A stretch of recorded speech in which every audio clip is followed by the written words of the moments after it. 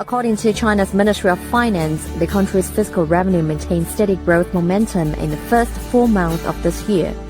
From January to April, the fiscal revenue expanded 11.9% year-on-year to nearly 8.32 trillion yuan.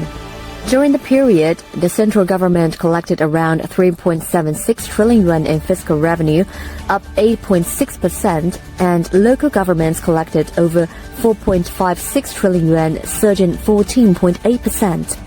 The ministry said that the increase was partly driven by China's continued economic recovery.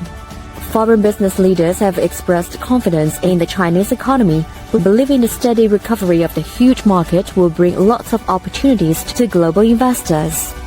为了推动稳经济、促发展，从中央到地方都出台了一系列新政策、新措施。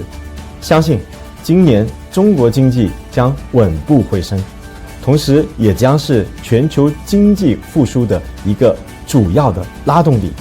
中国经济的强大韧性、长期增长趋势、庞大的市场规模和内需的潜力，对全球化企业而言是不可替代的重要市场。